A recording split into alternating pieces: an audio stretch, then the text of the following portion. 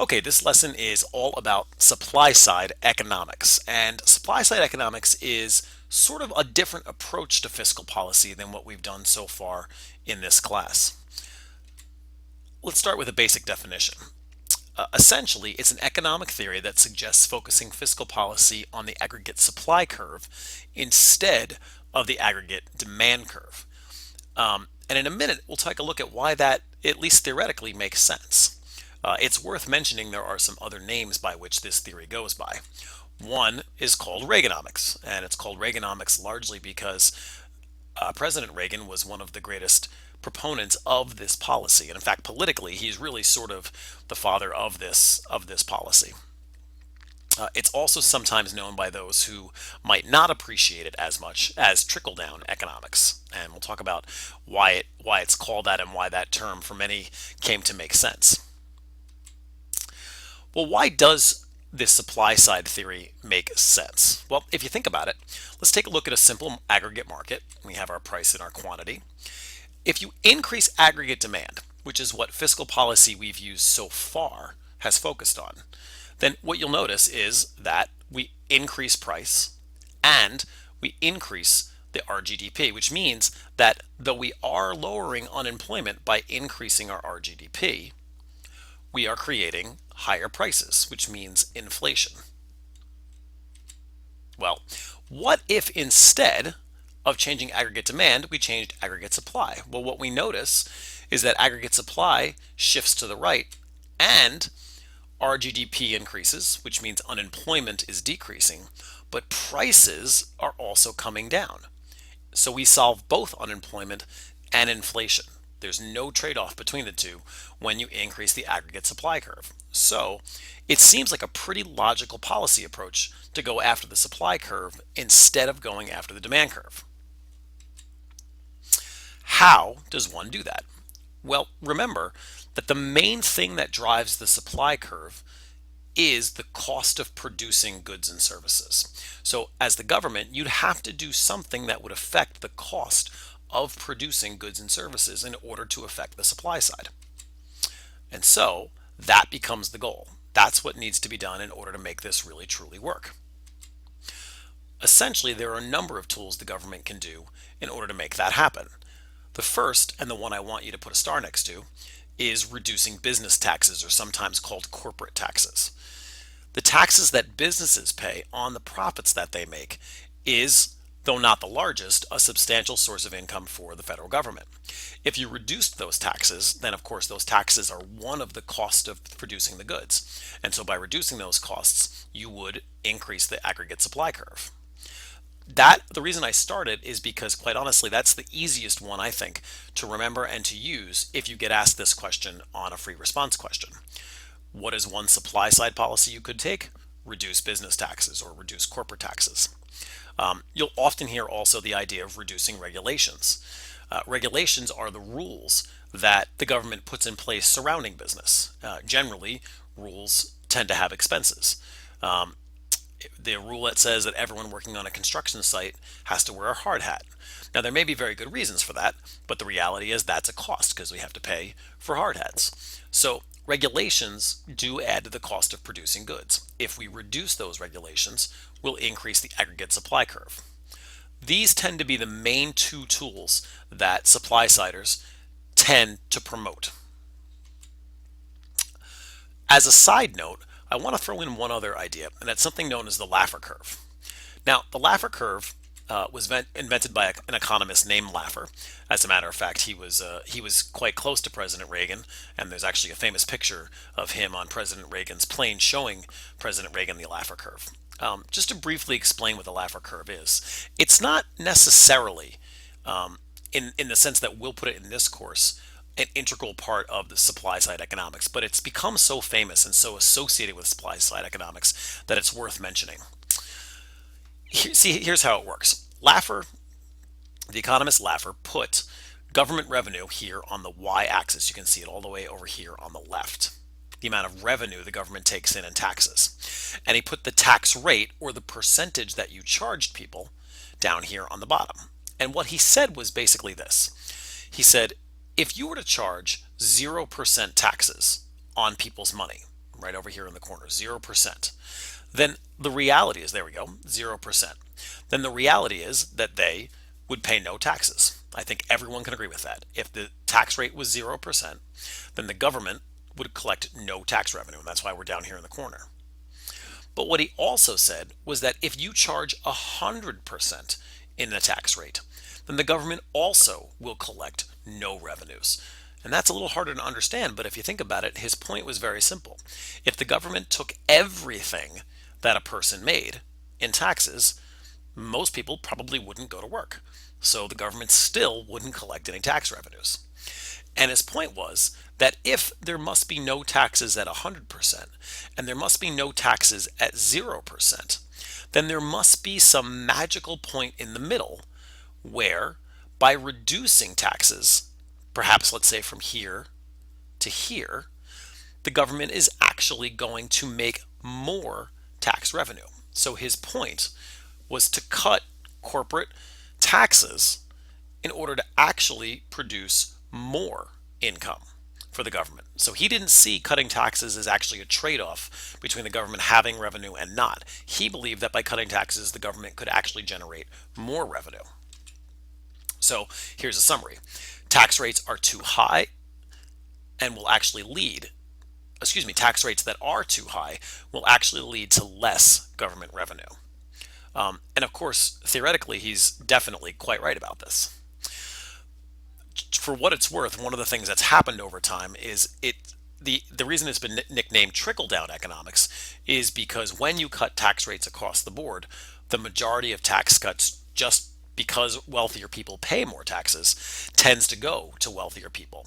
And this chart's a little bit complicated, but what it essentially says is that when you cut taxes for the wealthiest 10%, this is what happens to the amount of people being employed. And you can see that there's actually a bit of a negative relationship, right? So here is the actual 0% if there was no change in taxes.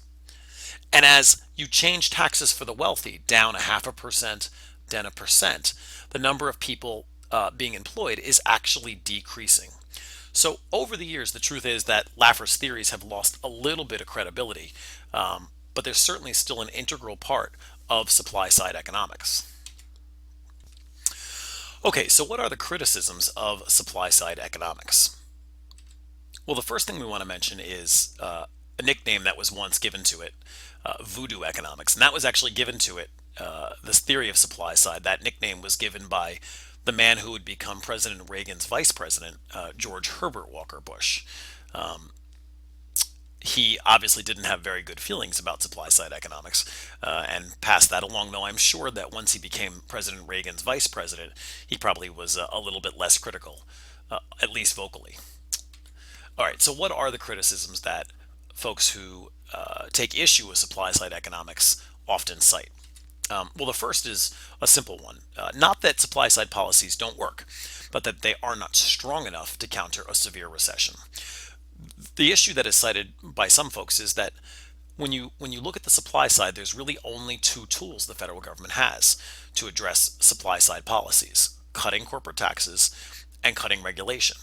The problem with both of those, many would cite, is that they simply aren't large enough parts of the economy to make a dramatic difference. It is true that reducing both of those would in fact increase supply, but it's often noted that there just simply isn't enough potency in either of those policies to correct a severe recession. Whereas, for example, cutting income taxes or increasing government spending dramatically has a very powerful effect. So that's one criticism that is sometimes cited. A second criticism is that some regulations are in fact important. We looked at the idea of reducing regulations. Well, when we reduce regulations, generally speaking, we hope that regulations are in place to do important things. For example, we might use environmental regulations as an example. If we eliminate environmental regulations, then of course it will be cheaper to produce goods, but we'll also have a more polluted environment. And that's a trade-off we'd have to be willing to make. And of course, in many instances, people are not willing to make that trade-off. Lastly, and this is probably the most common criticism, lowering corporate taxes and taxes on the wealthy contributes to an income gap. There is a limited trickle-down effect. Remember, that's where the term trickle down comes from. It was sort of given in not a very generous way by folks that was who said that this is basically the idea that you'll give all this money and tax cuts back to the wealthy and the corporations, and that they'll allow it to trickle down to the people. Well, the truth is that hasn't happened very well over the last 30 years. And if you take a look at this from 1979 to 2005, here's what's happened to income over that time. And you can see the wealthiest 1% has grown quite a bit. And we've seen that a lot in the news of late, the criticism of the top 1%. This is the data that sort of backs it up. And you can see certainly the people in the very bottom have grown very, very little over that same time period. So this is why supply side economics does have some criticism. Okay, one last thought on this unit, and I stuck in this lesson, and I stuck this topic in with supply side economics, not because it is specifically a part of supply side economics, though many economists who would fall into the supply side category would be inclined to also support the idea of less government intervention. So I've sort of tongue-in-cheek labeled this slide, what about doing nothing? Well, so here we have a recession. And the question would be asked by a lot of economists is this. We know that all markets return to equilibrium in the long run. So, in a sense, why is this true for aggregate markets specifically? We'll answer that question in just a minute. But what we know is going to happen in the long run, if we just leave the economy alone, is eventually the aggregate supply curve will shift back to equilibrium, which of course would lower prices and increase our GDP, which would decrease unemployment. And the question is, why is that true? Why is it true that the aggregate supply curve will shift to the right? Well, here's why. When you have a situation, for example, where you're at Y1, what you notice is that you have high levels or low levels of our GDP and therefore high levels of unemployment. Well, if you have high levels of unemployment, what starts to happen over time is people start to say, well, at this point, I haven't had a job for a while, so I'd be willing to lower the amount that I'm willing to work for just so I can get a job. Or companies can go to their employers and say, listen, we've employed you for this job, but the truth is there's 10 more people outside looking for a job who'd probably be willing to work a lot less than you do right now. So we can still employ you, but we're going to need to lower your wages a little bit. That trend, that fact, tends to be that when we're in a recession, wages start to come down. And as wages come down, what happens? The cost of producing goods goes down, and the aggregate supply curve shifts to the right. So when we do nothing, eventually the supply curve will find its way home. So let's summarize that point. First, taking no action will eventually lead the aggregate supply curve, the short-run aggregate supply curve, to return back to equilibrium. Why? And this is important. This is a question that's often asked on the free response section of the AP, so please make sure you have this down pat. Because if there is high unemployment and wages are flexible, and that's a really, really important part of the story, workers will eventually be forced to accept lower wages. This will lower the cost of production. Now, the criticism of this is that while most economists would agree that's eventually true, the reality is this can take a very long process, very long time, and it assumes that wages are totally flexible. And again, as we think back to our different theories about the aggregate supply curve, some economists don't believe that's necessarily true, especially in a recession. But we also agree that it would eventually happen. The problem is, of course, in the meantime, for a lot of folks, that means high levels of unemployment. One gentleman who often, by the way, is sort of symbolizes this approach, though I think unfairly, is President Herbert Hoover. There's a lot of sort of storytelling about how Herbert Hoover sat around and just wanted the economy to fix itself during the Great Depression. The truth is that he probably was unfairly criticized for that and actually took quite a few steps to try to deal with the Great Depression. But the reality is, unfortunately for him, that he's been stuck with the idea of taking no action and also getting no results. Okay, that concludes our lesson. Please continue with your activities and your free response questions.